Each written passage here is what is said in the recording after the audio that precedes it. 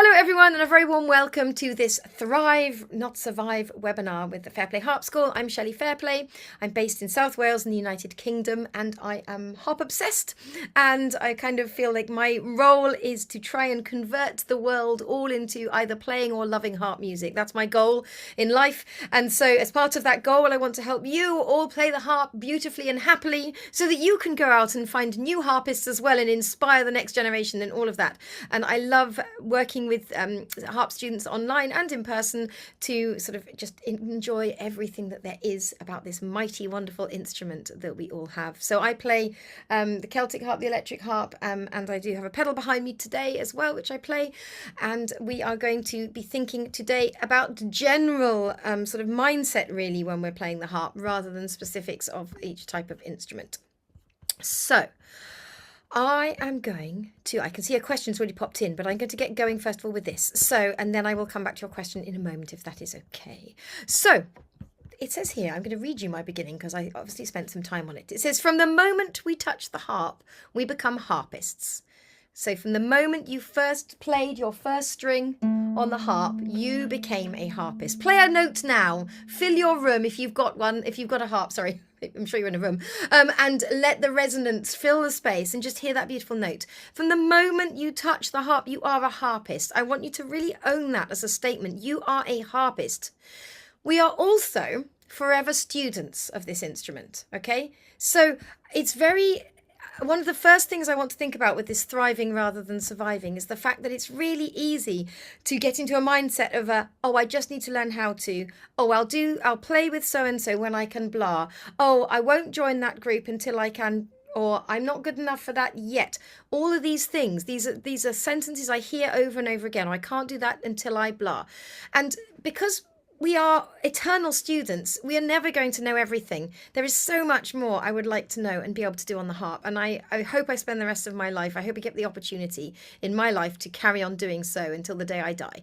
But from the moment we touch the harp, we can make beautiful music. You all just played a beautiful note and let it ring out in your room. It is beautiful. And so owning who you are today, accepting that you have the skills you have today, and playing musically within that current situation you are right in right now, and being able to join in and explore and create and play out if you want to, all these things as you are right now is so important, because you're never going to know everything. None of us are, okay, about the harp. That is exciting. The fact that we are immediately a harpist and we are forever a student, I encourage you to let that be a huge source of excitement. You're never going to exhaust learning all the different pieces. You're always going to have more to look at. It's exciting. So every stage of your journey, you have this potential, you all do, to create joy for yourself and for others in your playing. You really do, as long as we are thriving within our set of skill set that we have. And so I really want you to think about that tonight, okay? Or this afternoon for you, or this morning if you're on replay. But we can only do that if you allow yourself to thrive. And this is where the big thing comes. Rather than setting into survival mode, where we are playing things that we can only just achieve, or that we could almost achieve with another week's playing.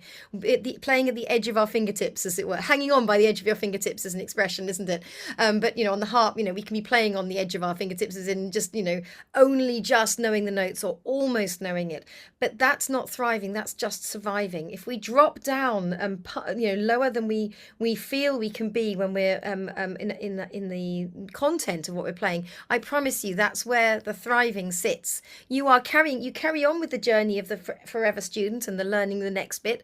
Always, if you would like to, there are these two paths that I think absolutely belong together, and they're exciting. But lots of us get into survival only, and we keep moving. The next we learn a piece, we kind of learn it, then we learn another one that's slightly harder, and then we forget the previous one and we kind of learn another one.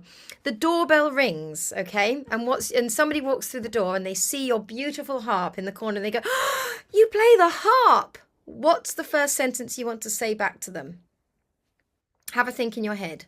Very often it's, I'm learning at the moment. And they say, can you play for me? And you go, well, actually, I'm just kind of learning stuff at the moment. There's nothing I really play right now. Lots of you are not in that position. Lots of you would say, yes, I have a playbook and I will play you a tune from my playbook. And that's brilliant.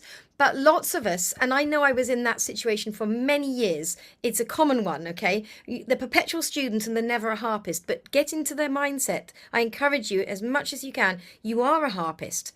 And you are also forever a student. Do you see that that then sits with us being able to, the door opens, it rings, and in walks the person, then you play them a tune. And it might be, you know, there's a tune in Start Harp 1, which, I've forgotten how it goes now. Oh, I'm going to forget how it goes. I'm in the wrong key as well. I wasn't going to do this, and I've forgotten what I'm going to do. No, it goes yeah, just like that, doesn't it? It has this lovely floaty things at the beginning. With a B flat there, and it's very, very pretty and simple, but it sounds like real music, and so that's like on your, I don't know, less than 20 weeks of playing, or probably it's in the first course, it's in 6 weeks of playing, and it sounds lovely. And so there's this whole thing of owning that, rather than going, oh, I'm doing that so I can do that. It's not, it's that I can make beautiful music with this thing right now. Okay, so that's what the whole tonight's about, really. So we talk about, I want to talk about, you know, sharing music meaningfully with purpose, focusing on the present while striving for that growth, managing the self-awareness and our ego so that we are self-aware of what's sounding beautiful, or whether we're, you know, starting to play out of time because something's got too difficult or something like that. So working on being self-aware, and also working on being kind to your ego, because everyone, you know, I know you could, if I show you in a minute the exercise we're going to try, and you look at it and you think, oh, well, I can definitely play line 6 or whatever. But in a week or two's time, when I've practiced it, you can all play the harder thing once you've practiced it. The clever, the challenging thing that is hard with self-awareness and ego and thriving today is knowing what you can play today beautifully, and then be comfortable with knowing you're not playing the fancy pants version that you will be able to play later, but be comfortable that you are actually making more, you are thriving and making actual music by playing something that is simpler well right now. It can sometimes be a hard pill to swallow, so if this sounds uncomfortable, I'm sorry, but it's worth it. I promise. Okay, so we want to work on that. I want to talk about continuing to grow as a musician, by using goal setting really as well, and the fact that helps you to then reach your full potential that you're striving for, as well as the thriving you right now. Okay, so cultivating a mindset of joy, self-acceptance, and continuous growth, both as a musician and, you know, is in your individual mindset as well. So that is what we're going to do. Is everyone ready? Okay, fantastic. So thinking of thriving as we are right now is the first thing we're going to do. And we're going to try something in a moment. But before we do, I want you, Gentle Breeze, that was what that tune was called. Thank you, Jane. And I was in the wrong key and couldn't remember any of it, but it's beautiful, even though it's so simple.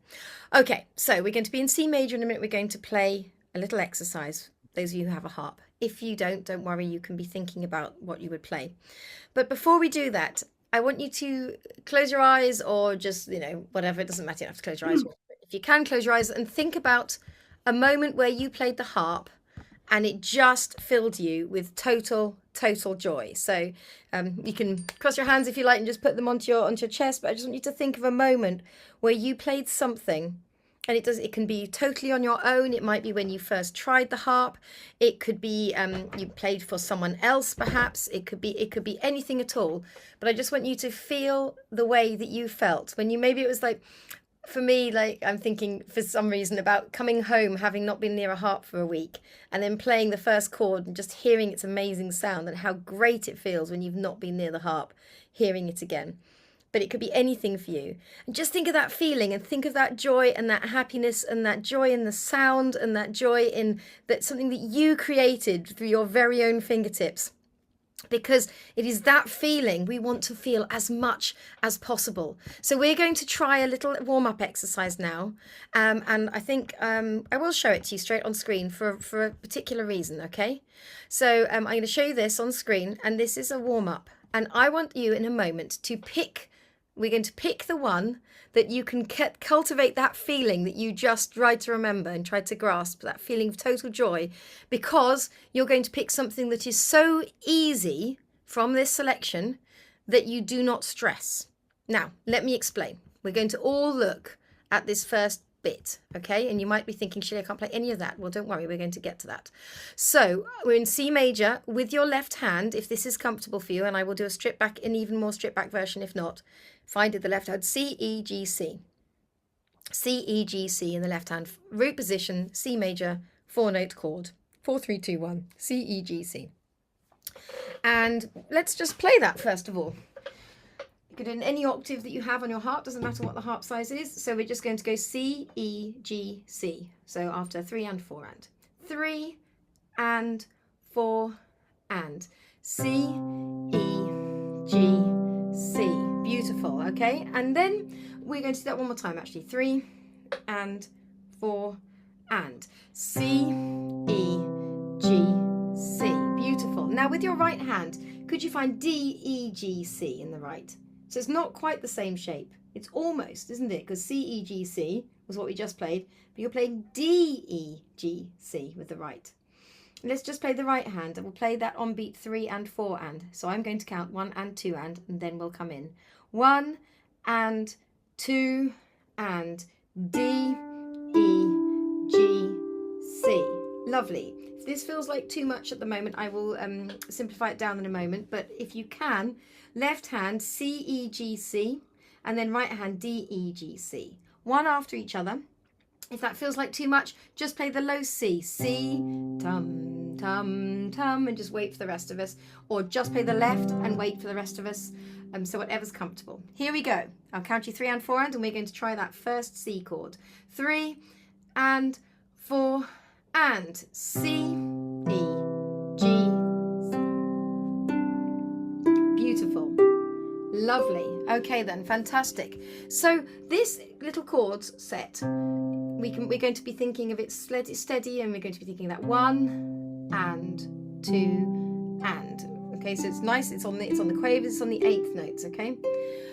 I think because I'm doing a short version today, I'm going to move straight to the next one. I'm not going to teach you the whole exercise, but if we were doing this as a longer thing, or you take it away afterwards and you want to play around with it, it actually then moves and does it on an F, and then it does it on the G.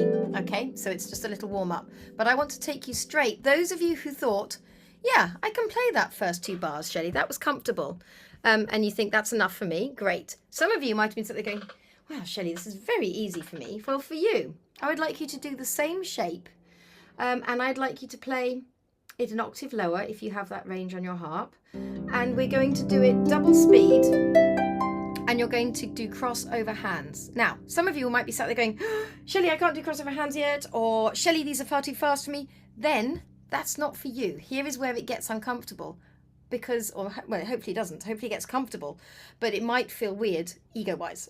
I would like you to sit with the one that is comfortable for you to play beautifully with lovely tone, filling the room and feeling that feeling of joy of I'm sharing something beautiful. I love the sound. This harp is amazing. I am amazing. Okay, I want you to feel that.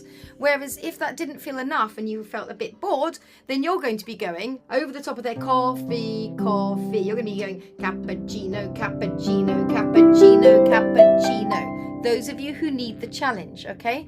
It's the same chord shapes in the left that we just did, and the right takes the next one, the left takes the next one, the right takes the next one. So you're doing the root in the left, then you're doing this add 9 or add 2, whichever you want to look at it, shape, then the next one, the same shape, D, E, G, C, D, E, G, C, okay? And I'm deliberately going fast on this one because this is for the more advanced players, okay? So, are you ready? We're going to play them at the same time. Some of you are going to go T, T, T, T, T, T, and the other ones of you are going to be going da, da, da, da, da, da, da, da, da, da, da, da, da, da, da, da, okay? So, some of you C, E, G, C, and then others of you twice the speed. I normally do this in my looper, so I'm going to do it without, so I'm going to say C, E, G, C for those of you on the quavers. Everyone ready? Pick the one you can thrive with in this second, not the one you could do with 10 minutes practice or 3 days practice or a week's practice, the one you can thrive with in this second and make beautiful music. 3 and 4 and C, E, G, C, C, E, G, C. One more time. I said, I'll do that again. I think I said C instead of D at one point. So I'm playing the faster one and I'm saying the slower one. 3 and 4 and C, E, G, C, D, E, G, C. Yeah? Okay, right. So there should be my looper pedal so you can hear them all, but we're just going to go with that because some of you will be sat there going, Shelley, that was easy for me. I want more notes. Well, for you, you're going to go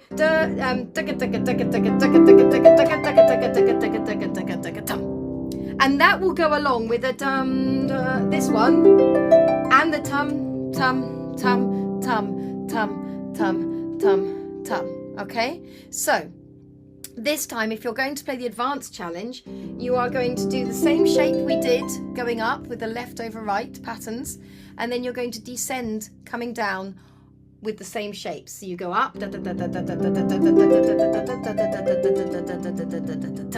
okay? You don't even really need the music, everyone, would you agree? So just memorize your notes. You've got the chord of root position C and then that D, E, G, C. And so some of you, I'm going to take it off the screen share. Some of you will be picking going, and I'm going to use tea, coffee and cappuccino differently than I usually teach it. So just go with this, everyone. But you'll get, so there's going to be the T, T, T, T going. And then there's going to be coffee, coffee, coffee, coffee, coffee, coffee, coffee, coffee. And then there's also going to be cappuccino, cappuccino, cappuccino, cappuccino, cappuccino, cappuccino, cappuccino, cappuccino. Yeah? So before we even play it, if you're playing the first one, you're going to say for me out loud, you're going to go T, T, T, T. If you're playing the second, the middle one, you're going to say coffee, coffee, coffee, coffee. And if you're playing the last one, you're going to say cappuccino, cappuccino, cappuccino, cappuccino. Are you ready?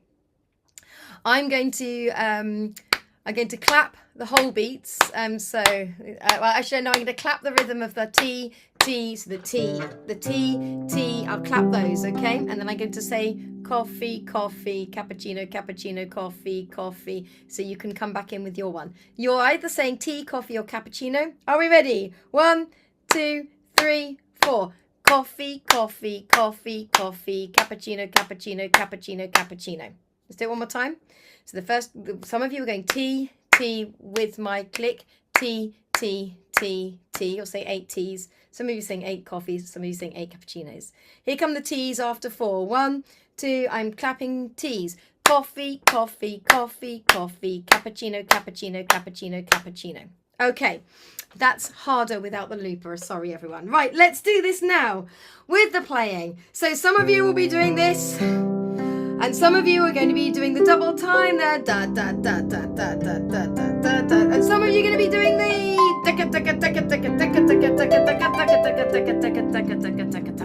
don't overstretch yourself. What your future self could do, try and be so comfortable with making beautiful sounds. Yeah? Okay, here we go then. I'm going to play the slow one this time, and I'm going to say coffee, coffee, and then flip between coffee and cappuccino, so you've got the set rhythm. 1, and we're now doing these as whole counts. 1, 2, 3, 4. Coffee, coffee, coffee, coffee, cappuccino, cappuccino, cappuccino, cappuccino. And one more time, make it as beautiful as you can.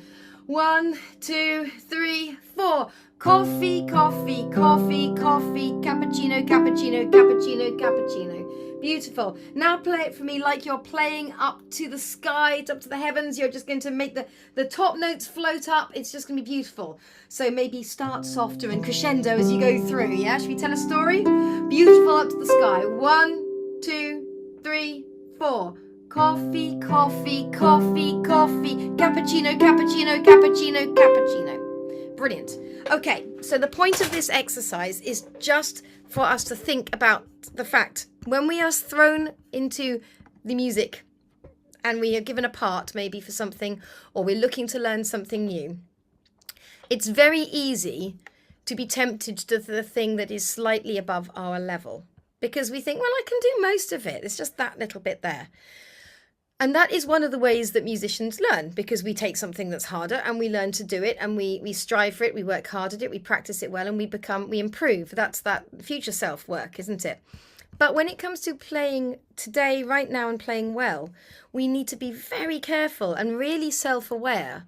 You know, for instance, I bet lots of you can do the intermediate challenge, but can you do it with such a beautiful tone as you could do the fledgling challenge?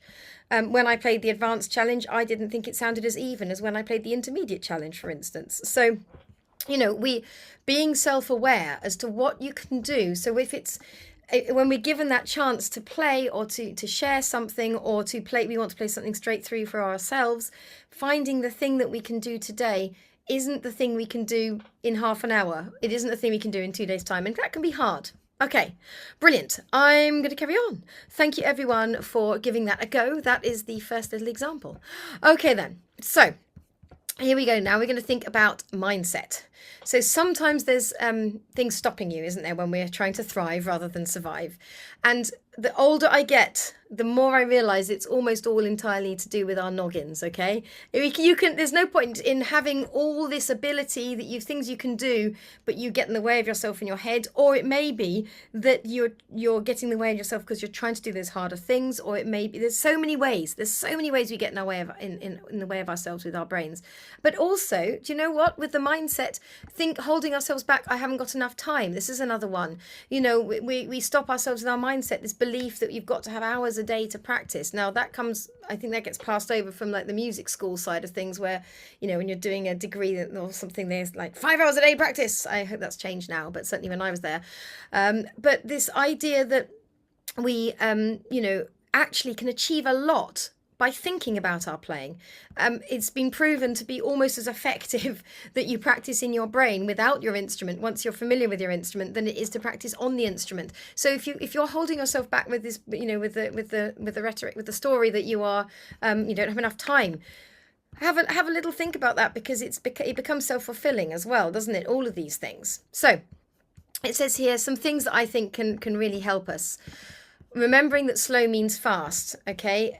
So it says nurture accuracy and calm. I mean, why do I write this down? Because I want to nurture speed and chaos. I have to be really calm with myself. I have to be really careful with this. That, if I've got a new piece, if I know that if I practice it slowly, I chunk it, I do, I name the chords, I maybe look for patterns, I look for shapes, I do all of that stuff, I will get to the goal of playing it faster than if I pick up the piece, go, do you know what? I think I'm going to give this a go and try playing it through. You immediately start learning in mistakes. You don't spot the things that are going to help you, all of that. And so fast means slow. Fast means you have to unpick things usually later, but starting slowly with your work means fast. This is a mindset that I hated being told when I was younger. And the more, again, the older I get, the more I realize it's one of the best things ever. Okay, so thank you, Val. Embrace spiral learning. So another thing I think we can get stuck in, guys, is we think that we need to get something before we move on. So, I don't really understand that, or I can't play that as perfectly as I like, therefore I better do that again, over and over and over, until you just feel like you're hitting your head against a brick wall. Music, sort of the way we learn, we learn by doing something, trying it, experiencing it, then actually doing something else for a bit, and then coming back and revisiting. Because if you think of the spiral, I'm sure many of you have heard me talk spiral learning before, but if you think of the spiral going round and round and going up and up and up, it's this idea that we learn something. Maybe we learned about time signatures and we do a little bit of playing in them, and then we hit a brick wall for some reason or whatever, and then we go around here and we do some I don't know, clapping games, and we play a tune in a different time signature and blah blah blah blah. And then we come back and we do 6/8, let's say 6/8 again on another tune, and like, oh yeah, okay, you feel the flow of it a bit more that time, blah blah blah blah blah, but you still find the dotted rhythms or the counting hard, blah blah blah. You do something else, you do some improvising instead, or you do some classical tune, whatever, blah blah blah blah blah blah blah. Now you're doing Skyboat Song, that's in 6/8. So then that time, you knew the melody already as well, so that gave you another leg up. And then each time you revisit something that's on that particular thing you were being stuck on, you're a bit easier, a bit more rounded as a musician, you're a bit more well informed, and it becomes easier by allowing the spiral to happen. So try not to allow yourself to get stuck and think I must understand everything there is about music theory before I try and play jazz, for instance, stuff like that. It's like it's allowing yourself. I've written talk kindly to yourself, because this is another thing. How many of you make a mistake? What do you say to yourself when you make a mistake? Or who's willing to share in the chat? Give me an example of something you say to yourself when you make a mistake. Let's keep it clean. And it might be nice things, but if it is, I'd love to hear those too. But give me an example. Let's see if we can get a couple of examples. What do you say to yourself when you make a mistake, if you're not being careful? Expletive deleted. Okay, yes. Yep, okay, yep. Oh no, not again. Yes, yep, okay. Oh, it's like, oh really? Oh, yes. Yeah, well, yes, Sue, and that one is one that I have lived with a lot, and I've really worked to try and reprogram my mind because here's the thing: conducive conditions for practice. Like if you were teaching a 4-year-old to learn to start learning to read, or however early you want to start, and you want them to be able to read the book, you teach them the ABC or abacus, however you're going to do it, and then you teach them short words and blah blah blah blah blah. But you don't go when they can't remember what the b sound is or the b. You don't go, oh, you stupid idiot! I can't believe you didn't do that right, do you? You would never do that. They would never learn because that would be destructive in your brain. And do you think you deserve any less? You are wonderful people. So you need to reprogram, be curious when you make mistakes. And I'm working on this still myself. So I'm not saying this is, this is something we need to all work on. It's like, why are you making that mistake again? I wonder what I need to practice differently to get that right. How can I help myself? So rather than, oh, you stupid idiot, because it's really underlying a big problem.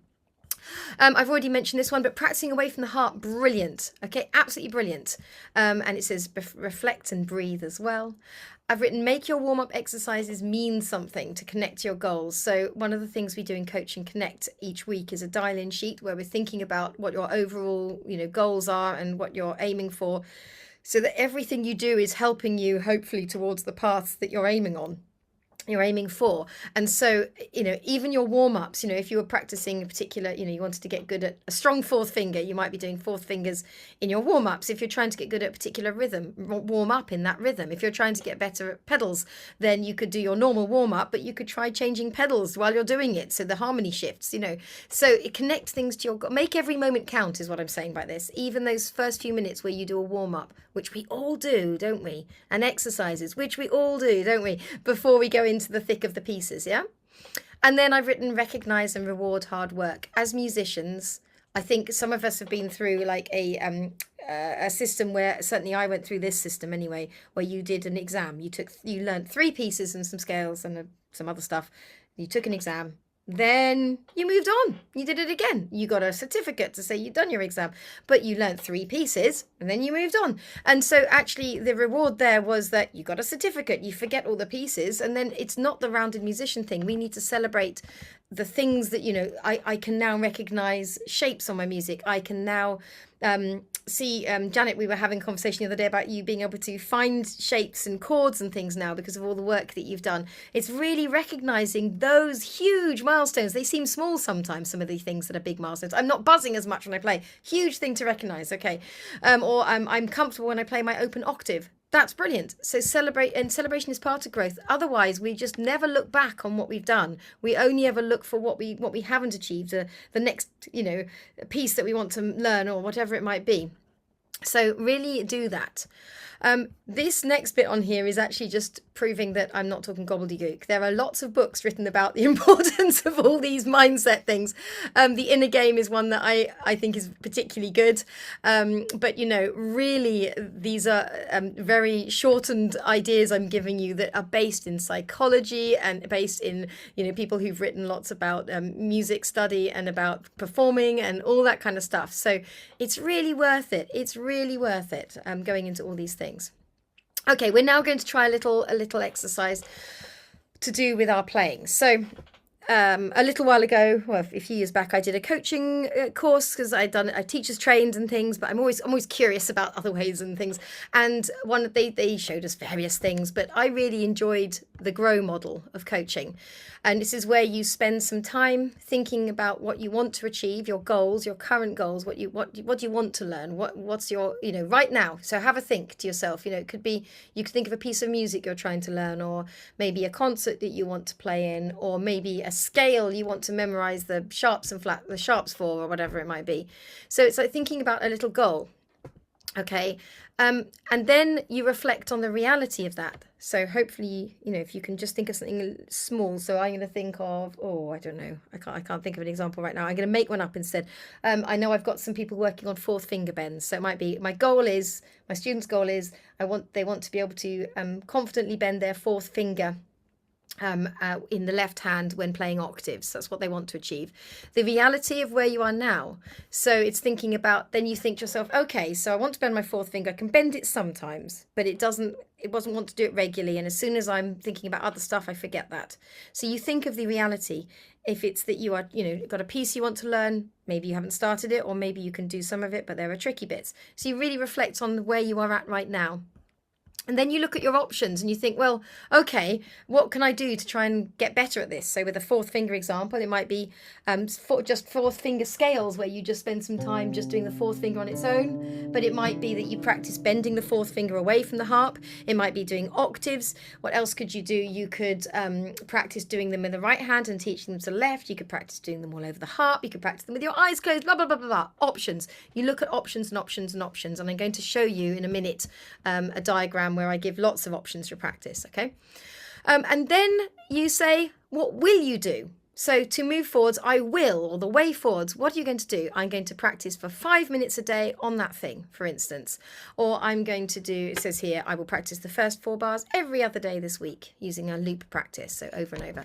So when we're trying to practice this idea of grow, I'm sure most of you are familiar with this, but I hadn't heard of it until a few years ago, thinking about how you're going to move forwards, goal, reality, options, and will. So with everything you're doing, if you go through that process, you'll find you often think of things and progress in ways that perhaps you wouldn't otherwise, rather than just showing up and just practicing without too much thought.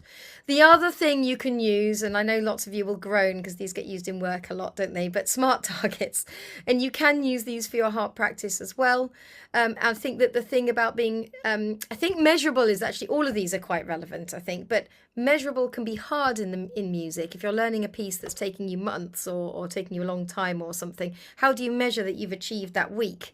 And sometimes it's just by saying, I'm going to show up to doing the thing 3 times this week. So people who are trying to improve their improvising in the harp school, I sometimes say, okay, just do 5. In fact, Mally, I think you're here. You did this for a while, didn't you? You did 5 minutes every day. Every time you went to the harp, you did 5 minutes of improv. So it's measurable only really in the fact you were measuring how long you did the thing for. You weren't really measuring the outcome. It doesn't have to necessarily be an outcome, I suppose, is what I'm trying to say. This can really help too. So specific, measurable, achievable, relevant, time bound. And we do this and start in Coach and Connect. And so if you go onto my website at the moment, I'll scroll down, and if you haven't joined the mailing list, or even if you have, I think if you rejoin, you'll get sent this form. And this is what we do in Coach and Connect. At the beginning of the week, we say, where are we at right now? So you think about, where you are maybe with your posture or your mindset or a piece you're working on or a class you're working on, anything like that. Then we talk about where we'd like to be at the end of the week. So you can download this, you'll get this form, you can download it and you can try it yourself. You then look at how your options. So look, this is just grow, isn't it? Goals, it's the same thing. How will you move from A to B? And it's looking at all the options. What kind of practice will you do? And this is what we're going to look at in a second. And then we talk about how we'll nurture our inner child. So those naughty phrases some of you shared with me that you were saying to yourself, it's that kind of mindset, that creating conducive conditions for learning for that inner child of yours. So reframing what you're saying. Why would I say that about myself? What can I do? What can I say instead? What is more useful to me? And then in Coach and Connect, and again, you get this if you go to the download on my website, we track time of practice that some of you do anyway. I know not everybody does this, it's fine. But if you do, it's not to be like, oh, I didn't practice on Tuesday. It's just to observe, okay, I only did 10 minutes on Monday, but actually it was more effective than the hour I did on Wednesday. It's so you can start to see what works for you. We're all different. Big picture ideas. So and then it splits through, and you can look at this in your own time after this webinar. But this I know for some people it's not for everyone, but for some people it really can help focus you, help you see some of the things I just talked about with mindset. That idea of we need to be actually the bottom of the form says hang on, where does it say it there? Write down your improvements and breakthroughs and celebrations, and there's even a spare page for sort of noting down things that you're noticing about your practice and being reflective. It really helps us to work on that mindset. Okay, so there we are. Right, Here we go then. So now we're going to talk about, we've talked about thriving as we are in the moment, getting to know ourselves and being able to play confidently in our own skin. And we'll do a little exercise at the end with some music to just practice that idea. But now how about that person who, that other side of yourself who wants to be thriving right now, but you also want to be exploring, improving for the future. And there are some effective practice ideas in here. This is a big long list, okay? So look at the one that I've put big at the top though. Slow means fast, yeah? And then there are some things here that I think are important. I'm going to whiz through them. You're probably reading them anyway, but it says create a practice habit. Is your habit going to be the same as mine or the same as your friends? No, because it has to fit around your lifestyle, and it's finding the things that work for you. So for me, task stacking works. So attaching something I'm not doing to something I have to do every day seems to work really well for me. And it says can create conducive conditions for practice, physical space and emotionally. Yeah. Remember to warm up. Have those goals. We already mentioned that.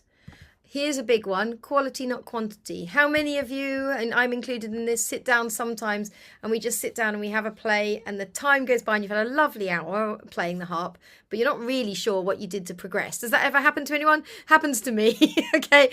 So if you can know if you've made a plan on Monday or whenever you do your plan, even if it's only once a month, then you can then go and have quality practice. Can you also have frivolous, beautiful, enjoyable practice with no plan? Yes, that's a big part of our learning too. But if you do that every day, you won't achieve any of your goals. So it's mixing it up, isn't it? Practice smarter, not longer, kind of the same thing. It goes, there's so much here. I can't really read through it but you probably are. Isolate challenges, this is a big one, and then simplify until they become easy, stripping back until something is easy. Sometimes the bit you need to practice is only 2 notes. So, again, when you're tripping over something and you think, why are you making that mistake again? Make it smaller, the bit you're practicing. The biggest thing I notice when I start teaching people is that often we're working with, even if we're doing practice loops, they're too big. Same for me, really, always shortening them down. Scribble on your score. No one cares what you've written on your score. If it's stuff that's going to help you, don't write your notes in, but, the musical notes. But there's things you can write on to help you.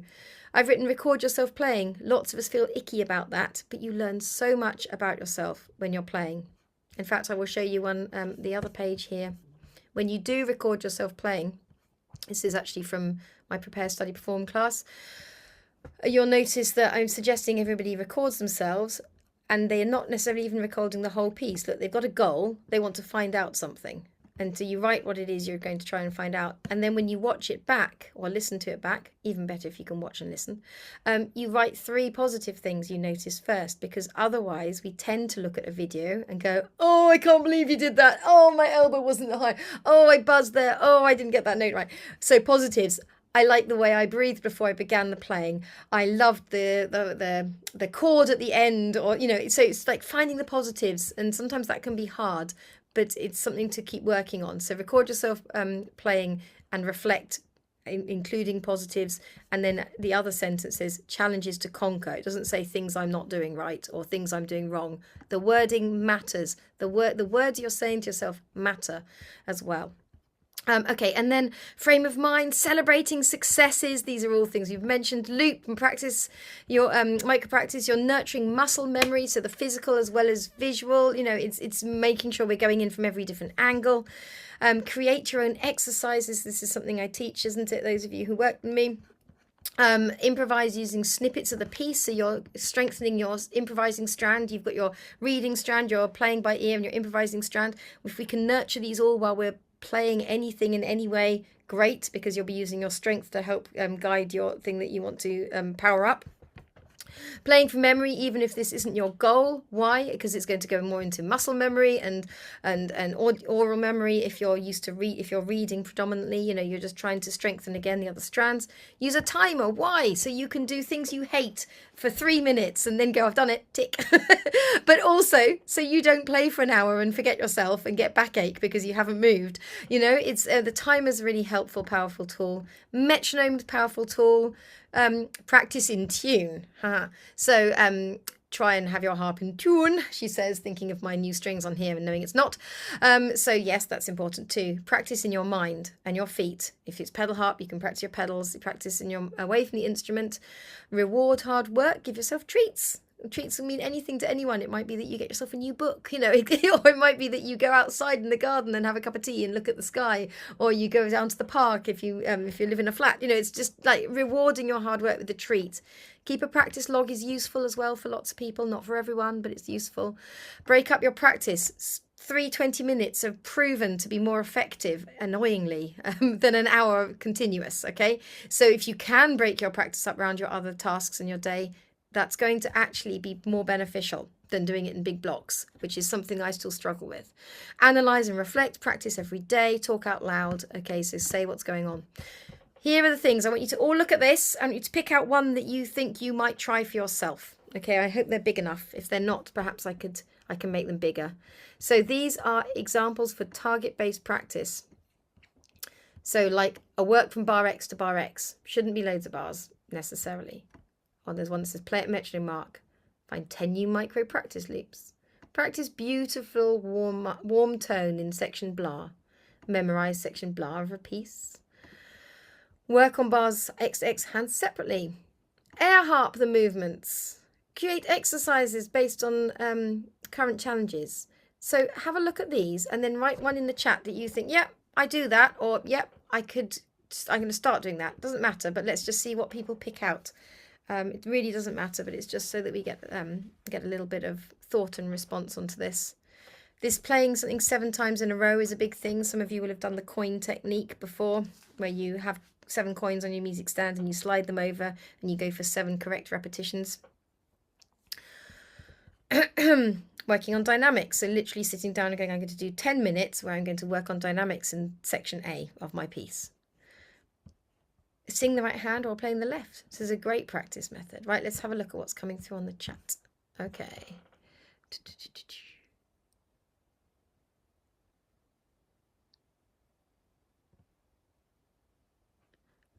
Alice has answered the question about payments. That's absolutely correct, Alice. So it shows up. You can do if you want to check out how much my classes are in your currency, I mean, what I do, and it's never perfect for me if I'm doing it another way around, is I put it into Google and I ask it what the exchange rate is, and it gives you an idea, and it's always around that mark then when you make the payment, but it does automatically do it for you. Yes, you're right, Alice. Okay, let's have a look at what ideas we've got here.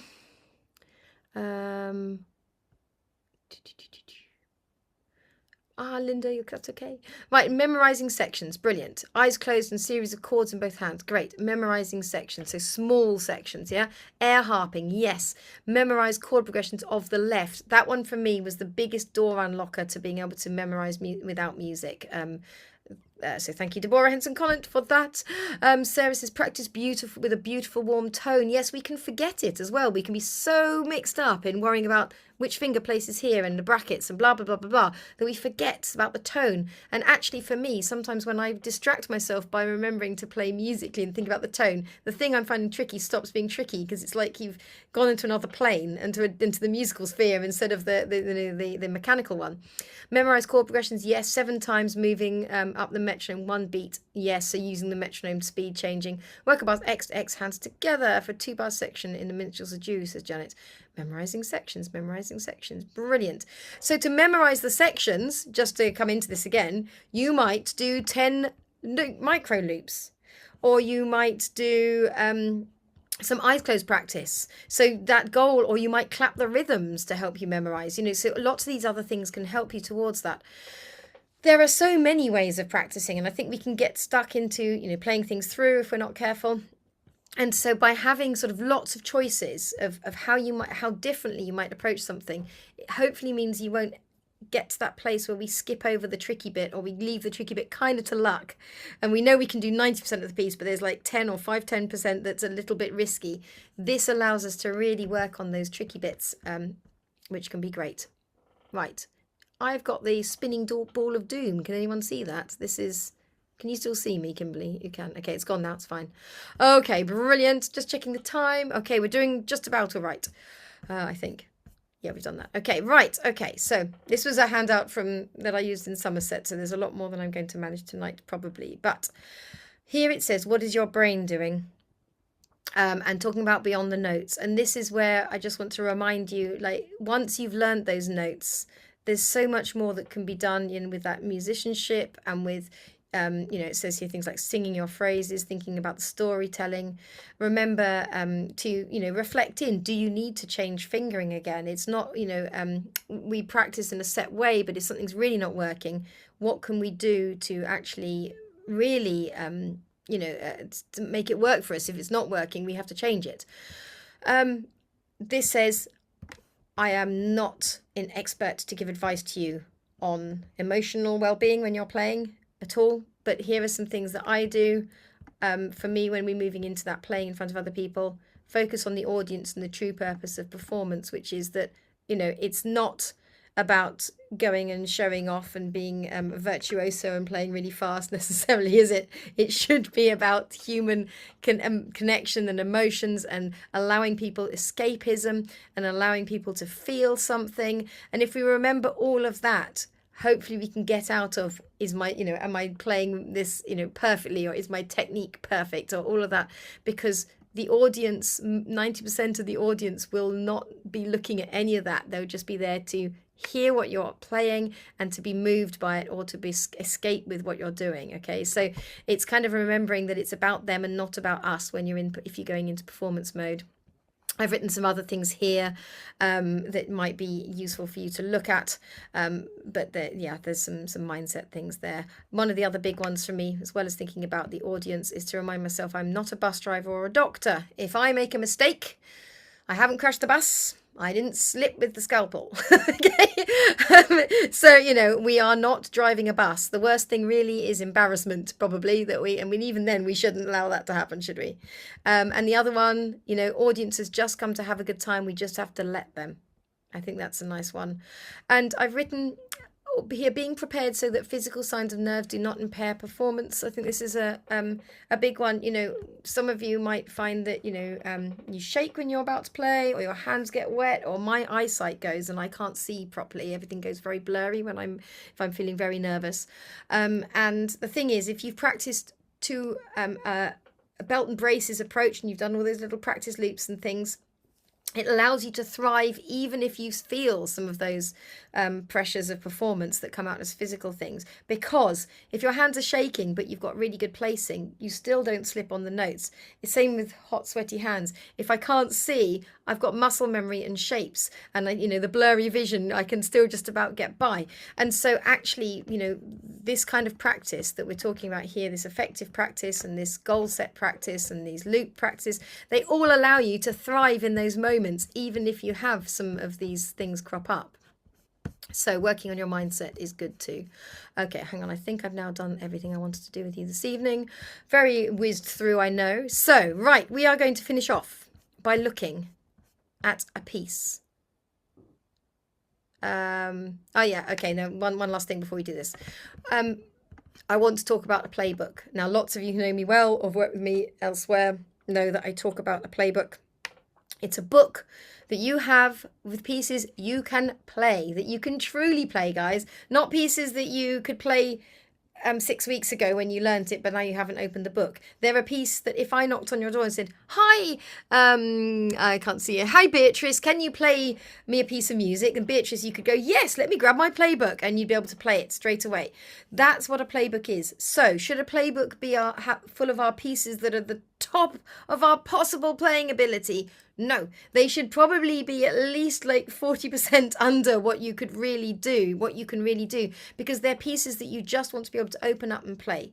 There are ways of keeping them fresh. You can practice them weekly. Some people practice them, if you've only got one or two and they're short, you might practice them every day until your playbook gets too long. Sometimes it's once a week.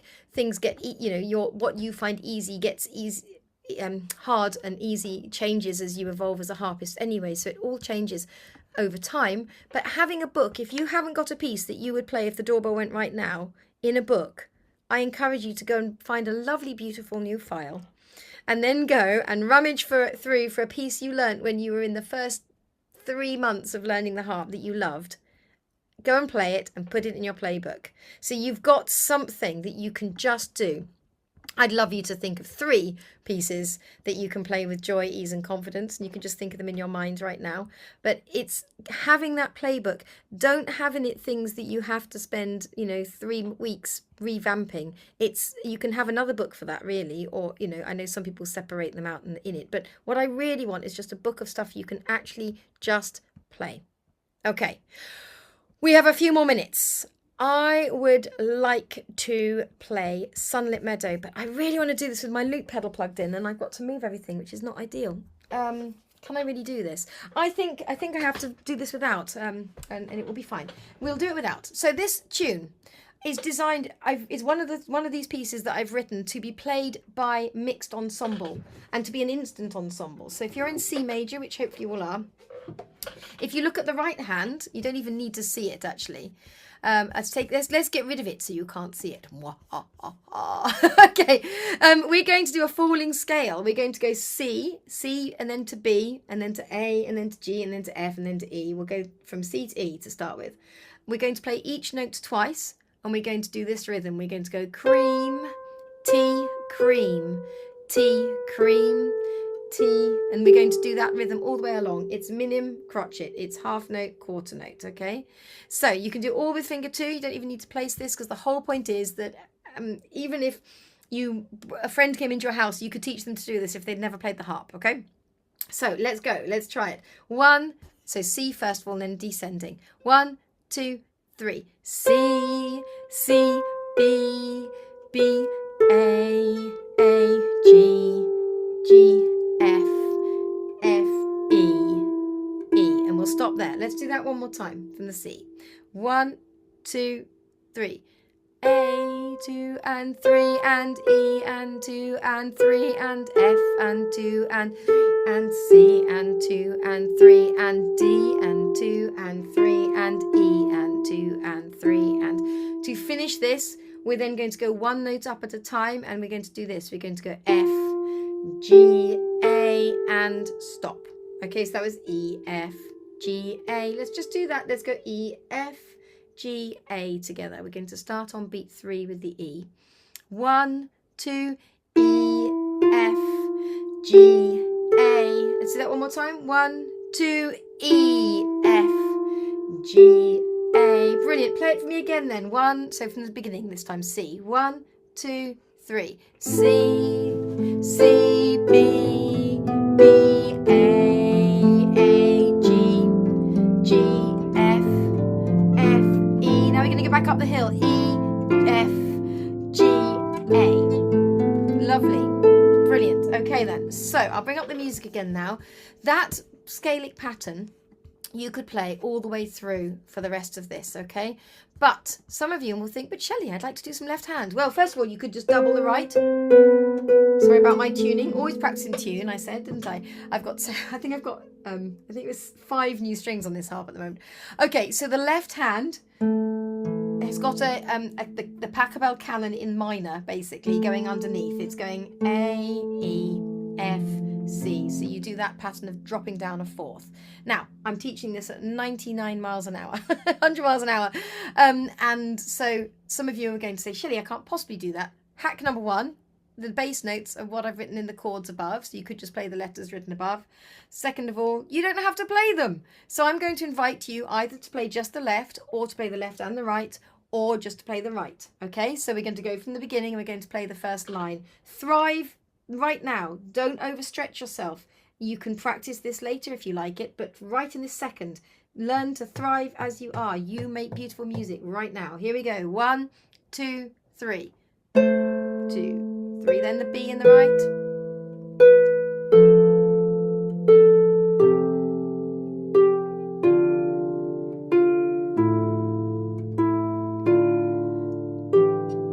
Right, let's do that one more time. Take the right hand if you got lost last time, and remember you can use the chord progression that's written above. So here we go. Thrive as you are, don't overstretch yourself. I will name the right hand notes. So starting on C. 1, 2, 3. C, C to B. Now down to A. A, next to G, next to F, next to E, And then you're going to go back up the hill. F, G, A. Lovely. Okay, now brilliant. So if we were doing this and I had my looper pedal on, I would now record these all in for you. Instead, I'm just going to play them, and we'll be about 5 more minutes, guys, if you want to do this. But I'm now going to play through some of these some of these other parts, okay? And I'm going to scroll down through them. Some of you've played this and some of you've never seen this before, but it doesn't matter because you can still join in and make lovely music by either following the chords written at the top, or by playing that falling scale, or by playing an A minor chord at the beginning and the end. You can do anything you like. However, there will be some fancy players in here, or people who've learned this before who think, well, I want to try some of these other ones. You can. Okay, we're just going to do a tiny little go of some of these. Everyone at the ready, fingers steady. Get your scale, thrive as you are right now. When we do this in the room, I've done this lots of times in different groups, the whole room fills with this wonderful sound. And so you're just going to have to imagine it because the looper's not on today. I can't do it for you. But it's glorious hearing these all entwined. So just play your part and hear it with everyone else. And I will play as many notes as I can. Here we go. 1, 2, 3. B, then the A, then the G. Keep going down the scale. F, then the E, then the F, G, A. Add in more notes if you want to. C, scale B, then the A, then the C, then the F. Sorry about the buzz. Then the E, and the F, G, A. We'll do another one. Scale B, A, G, F, E. We'll do one more and then we'll stop. So back to the scale. If you've lost it, C, C, B, A, G, D, E, F, G, A. We'll stop there. You can play a little A chord if you want to. Any kind of A chord, A, C and E, A minor it is. And we'll do an A to finish. Are you ready? Find an A, 3, and then beautiful. Lovely. So the point is with something like this is that, again, if we were doing this in a performance sort of setting, or, you know, if we were in a room together, picking something you could really do, like just doing improvisation on the chords, or, you know, if I taught the whole lot, doing the easier variations, or if you're a fancy player doing a load of improvisation over the top, there's always something we can pick to thrive with. And so, you know, I sometimes, you know, with my ensemble have somebody who's upset that they didn't feel they played as well in the concert as they'd like to. We all feel like that sometimes. And I think, you know, remembering to choose to play what you can thrive with. So, you know, skipping out some of the bass notes, not putting everything in, not necessarily doing hands together as written, doubling instead. Anything that means that you can thrive and enjoy is worth 1,000 times more than being able to play a little bit and then get out of time and get upset. That doesn't help anything. And so thriving is so powerful for our mindset. Okay. I'm going to wrap up now because I know everyone will have to start going. So final thoughts here. Thriving isn't about learning to play with flashy technique or performing advanced repertoire. I don't think, okay? Of course it could be, but mostly it's about playing things we enjoy. Okay, so, you know, that's such self-care and so wonderful, and it's something that you enjoy. It's different from everyone else, perhaps, you know, but something you enjoy. You know, you might be into free improv and playing in caves. You might be into just playing jazz. You might be into only ever playing by ear. You might be into playing music only from one composer from a specific time in history. You know, it doesn't matter, but, you know, thrive by playing things you enjoy. Build your self-awareness and compassion. What can you actually do right now beautifully? So thinking about musical tone and expression rather than cramming in notes and things like that. And then being kind to yourself as well, that inner dialogue, working on that. Planning with intention, I think, is thriving as well, because if you're planning what you're doing, you are getting to a place, you know, you can do those grow and those smart things that we talked about, those goals setting. and then the measurable outcomes and things, and then you get the satisfaction. Then it's you know, it builds, it self builds then our desire to get to the heart when you see it working, doesn't it? And then also welcoming where you are today whilst moving forwards, that two sides, thriving as you are today, working for your future self. So it says, keep asking yourself, how can you thrive today as a harpist and a human, it says. So there we are. So those are all my thoughts. It was a very shortened version of the Thrive Not Survive. If you would like those sheets where I show you how to, you know, goal set and then plan your week, you can go to my website, which I'll put in the chat. Whoops. Slowly, apparently. There we are. You go to my website, and actually now a pop-up comes on, and you can just fill that out, and you'll get, I think you get the bundle sent to you. If you for some reason don't or it doesn't work, just let me know and I can send it to you. It's worth having a look at, even if you don't use it day to day. Also, I wanted to let you know that there's still chance to sign up for the classes I'm running this term. So if you are interested in taking a class with me this time next week, I'm going to do a webinar called Sneak a Peek, and I'll send out the invites on my email. But I'm going to show you inside the classrooms and show you what I'm offering. So this term we have 12-week classes, Start 1, 2, 3 and Flourishing, and we have Pop with Pizzazz, which is a secret arranging course. So if you don't like pop music, but you do want to learn how to arrange, it is also the class for you. If you don't want to learn about electric harps and looping, it's still the class for you. But if you do, there's a bit of it in there as well. So it works on quite a lot, that class. And then Coach and Connect is open at the moment. We officially start tomorrow, the very beginning of term, but you can definitely still join in this week and not feel like you have missed out. So if you are interested in doing the weekly meetups with Coach and Connect, I think it's about 7 hours a week, isn't it, Kimberly, that I'm on for? And you can ask me anything during those sessions. So it opens up a lot of help on your progress. Then you are welcome to do that, and you can book a meeting with me to do that. Okay, I'm just going to have a quick look at these last messages before I say goodbye. Thank you so much, everybody. How do you play as well in public as you do at home? So I mean, it's a lifetime of work, but it's working. So I have got a class called Prepare, Study, Perform, Judith, which is where I teach that. It's a 6-week class. It's this term, it's running in November, but it's looking at ways where you build in safety net after safety net after safety net. And you work on your mindset. You work on how you, from the moment you start the piece of music, you are learning it in such a way that it enables you to perform. And so it's a lot of things. It's mindset. It's the way you practice. It's how you. It's practicing, performing. There's often a missing link because there's the practicing and there's performing out. There's a bit in the middle that we often forget to do, which is performance practice. Practicing actually performing, which might even mean in front of friends or in front of your pot plant or in front of your cat or with the window open or in your concert dress, you know, all those things. But literally there's a class in the Harp School, Judith, that there's a 6-week one that really is exactly on that. Bye-bye, Linda. Thank you. Sieska, bye-bye. Thank you. Thank you for reminding me about the joy of playing the harp. Oh, Julie, that is brilliant. Then that's made my evening too. And thanks for this. Has been helpful. Thank you, Claire, sorry, and really helpful. Absolutely loved it. Great. And it made me look at your practice differently. Oh my goodness. Hurrah. I'm very pleased that this had that effect for you. Great. Just want to say to anyone joining Coaching Connect, just do it. It's fabulous.